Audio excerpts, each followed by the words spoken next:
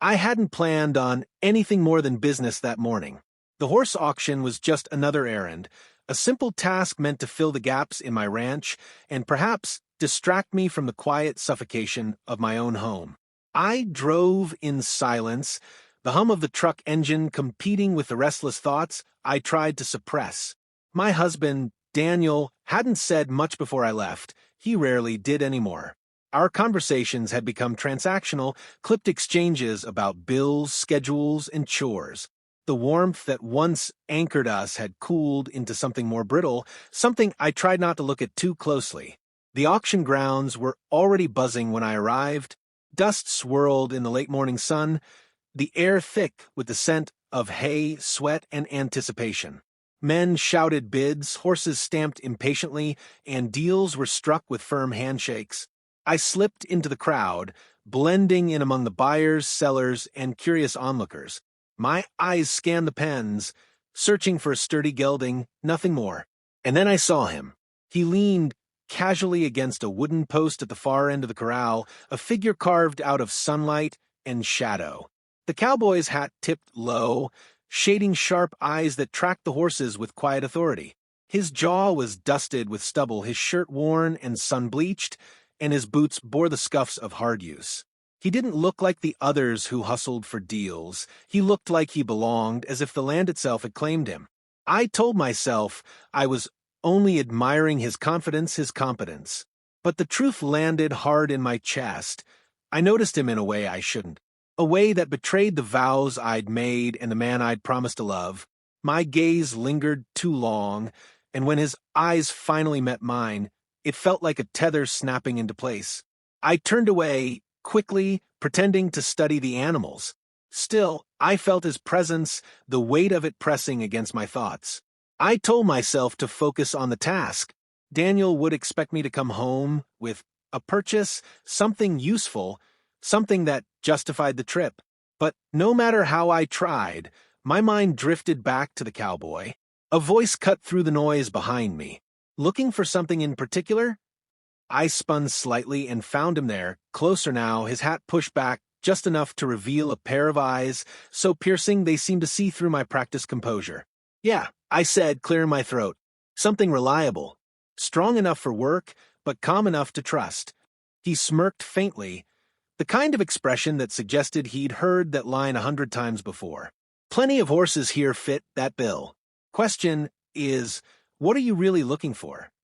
The phrasing unsettled me, though I knew he was still talking about livestock. Or maybe not.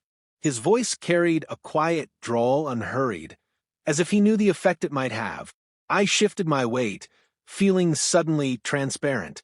I guess I'll know when I see it, I said. He nodded slowly, his eyes never leaving mine. Sometimes the best things ain't out there in plain sight.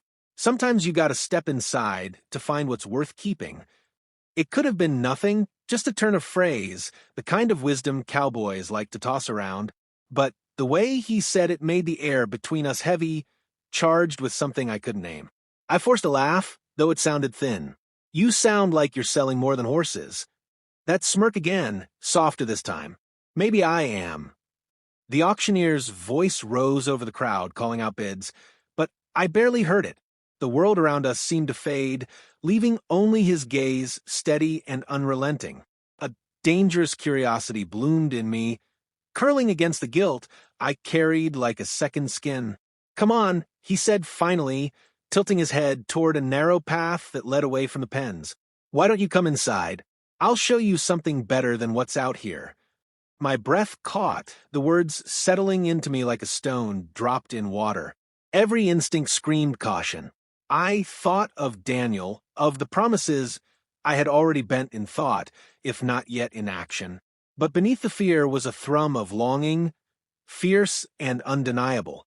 I hesitated, caught between the safe path back to my truck and the dangerous one that led toward him. And yet I didn't move. Not yet. The path behind the pens was quieter, removed from the chaos of the auction. Each step felt like a trespass, a deliberate move away from the life I was supposed to be living. The cowboy walked ahead of me, his stride steady, unhurried, as though he knew I would follow no matter how my conscience resisted. We reached a weathered barn at the edge of the grounds. The boards were gray with age, the doors slightly ajar, and the scent of hay drifted through the opening. He pushed one door wide, the hinges creaking, and gestured for me to enter. Inside, the light softened, filtered through slats in the walls. Dust motes swirled in the air, glowing like fireflies in the dimness. A few horses shifted in their stalls, their quiet snorts and the shuffle of hooves the only sounds. The place felt different from the noisy market outside, more private, more secretive. "What's your name?" I asked, my voice low, as if the barn itself demanded discretion. "Cole," he said, simply leaning against a beam with easy confidence. "And you?" "Ethan," I answered. The syllables felt heavier than usual, weighted with the awareness of what I was doing, sharing myself with a stranger when Daniel barely asked anymore. Cole studied me, his eyes narrowing slightly, not in suspicion, but in consideration. "You married, Ethan?" The question cut deeper than it should have. I hesitated, then nodded. "Yeah, Daniel." A slow smile curved his mouth. Not mocking, but knowing. "And does Daniel make you happy?" I swallowed hard, the truth catching in my throat. "We used to be." I left it at that, unwilling to unpack years of distance in a stranger's stable. Cole didn't push. He stepped closer, his boots crunching softly on the straw. "Sometimes happiness gets buried. Doesn't mean it's gone. Just means you gotta dig in the right place." The words struck me harder than I expected. He wasn't just a cowboy selling horses. He was dismantling the walls I'd built to survive. I felt my chest tighten, the air thick, with a temptation I couldn't quite name. "Why are you telling me this?" I asked, my voice almost a whisper. "Because I see something in your eyes," Cole said, stopping close enough that I could smell the mix of leather and earth clinging to him. "A man who wants more than what he's got. A man who's starving." Heat spread through me, equal parts shame and longing. I shifted, trying to step back, but the beam pressed against my shoulder kept me still. His nearness unsettled me, yet I couldn't bring myself to move away. "You don't even know me," I said, but the protest sounded weak, insincere. "I don't have to," he murmured. "Sometimes a man doesn't need years to recognize what's right in front of him." The silence between us grew heavy. My heart hammered, each beat reminding me of the risk, the betrayal already etched into the moment. Yet my body betrayed me, leaning ever so slightly toward him. Cole reached up, brushing a stray wisp of hay from my shoulder. The touch was brief, almost casual, but it seared through me. Every nerve came alive, screaming at me to resist, but I couldn't. The distance between us evaporated. "I shouldn't," I began, but the words died as his hand lingered, resting lightly against my chest. His gaze locked on mine, steady and unflinching. "Then don't say it." Time seemed to stutter. For a moment, the world narrowed to the space between our breaths, the sound of horses shifting in their stalls, and the undeniable truth that I wanted this. Needed this. When his lips brushed mine, it wasn't tender. It was deliberate, a claiming more than a question. My body answered before my mind could catch up, surrendering to the heat I denied for too long. Guilt flared, sharp and immediate, but so did a rush of life that had been absent for years. The kiss deepened, urgent yet restrained, as though both of us knew the barn walls couldn't hold the storm building inside. My hands trembled against his shirt, gripping the worn fabric, as if to steady myself against the tidal pull of him. Then, as suddenly as it began, he pulled back, his breathing ragged but his gaze clear. "You feel that?" he asked. I nodded, unable to speak. "That's the part of you Daniel can't touch anymore," Cole said. His voice wasn't cruel, only matter of fact, like he was naming something I already knew. I staggered back a step, the weight of his words settling into me. My chest ached with the truth of it, with the realization that a line had been crossed, one that couldn't be undone. For a moment, neither of us moved. The horses shifted again, restless, as if they sensed the storm we'd conjured. "I should go." I managed finally, my voice thin. Cole didn't stop me. He only watched, his eyes steady, as though he knew I'd already be back whether I admitted it or not. I stepped into the sunlight, my pulse still racing, the world outside loud and ordinary once again. But nothing inside me felt ordinary anymore. The drive home felt longer than usual, though the road was the same stretch of cracked asphalt I had traveled countless times. Every bump in the pavement seemed to jolt loose the memory of Cole's hand against my chest, his mouth pressed to mine, the words he'd left me with echoing louder than the hum of the engine. "That's the part of you Daniel can't touch anymore." I gripped the steering wheel harder, as though I could squeeze the memory out of me, but it clung, stubborn and alive, and with each mile, the weight of guilt grew heavier. I had kissed another man, not in a moment of drunken weakness, not in confusion, but in deliberate choice. I hadn't stopped him. I hadn't wanted to. When I pulled into the driveway, Daniel's car was already there. The house looked the same as it always did, its white paint weathered, its porch sagging slightly with age. But to me, it felt altered, as if the walls could somehow sense what I carried inside me. Daniel was in the kitchen when I walked in, leaning over the counter as he scrolled through his phone. He glanced up, offered a distracted smile, and asked, "Did you find anything?" "Not today," I said quickly. The lie slipped out too easily. My voice sounded almost normal, practiced from years of hiding smaller truths. He nodded without pressing further, his attention already sliding back to the glowing screen in his hand.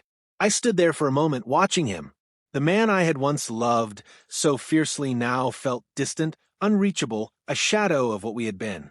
His hair had more silver than when we first met, his shoulders stooped slightly, but it wasn't age that created the distance. It was the silence between us, the lack of curiosity, the absence of touch. That night, we went through our routines, the quiet dinner, the dishes stacked neatly, the separate spaces we seemed to inhabit under the same roof. When Daniel finally came to bed, he turned his back to me without a word, as he had done so many nights before. I lay there staring at the ceiling, Cole's voice rising unbidden in my mind. A man who's starving. I wanted to tell myself it was only a kiss, a single reckless moment, but deep down I knew better. That kiss had opened something inside me, something raw and undeniable. It wasn't only desire, it was the sharp reminder that I was still capable of feeling alive, of wanting more than routine. The guilt gnawed at me, relentless. I thought of Daniel, his quiet faith in me, the years we had shared. What right did I have to crave something else, someone else? Yet when I closed my eyes, it wasn't his face I saw, but Cole's, framed in the barn's fractured light, steady and unyielding. Days passed, but the memory refused to fade. At work, I found myself distracted, staring out windows as if the horizon might hold answers. At home, I played the role of husband, but each word I spoke felt rehearsed, detached. Daniel noticed, though he said nothing. Or perhaps he had grown too accustomed to the distance to question it anymore. One evening, as I washed the dishes, I caught my reflection in the kitchen window. The man staring back at me looked older, more tired than I remembered. His eyes carried a weight that no amount of routine could disguise. I whispered, barely audible, "I only want to buy a horse." The words hung in the air like a confession, though no one else could hear them. They carried both regret and defiance, the twin truths I couldn't reconcile. I regretted betraying Daniel, but I couldn't regret the reminder that I was still alive beneath the armor of habit and silence. I didn't know if I would see Cole again. A part of me hoped I wouldn't. It would be easier, safer, to tuck the memory away and smother it beneath duty. Yet another part of me, the part he had awakened, ached for more. That longing pulsed beneath my guilt, quiet but insistent, like a secret heartbeat. When Daniel came into the kitchen, asking if I was finished, I nodded and turned off the faucet. The water drained away, but the storm inside me remained. I smiled faintly, a practiced expression that fooled no one, not even myself. Later, lying awake beside him, I knew the truth with terrifying clarity. The betrayal wasn't just in the kiss I'd shared with Cole. The betrayal was in how deeply I longed for what it meant, for what it revealed. And once a man has tasted that kind of hunger, no amount of silence can feed him again.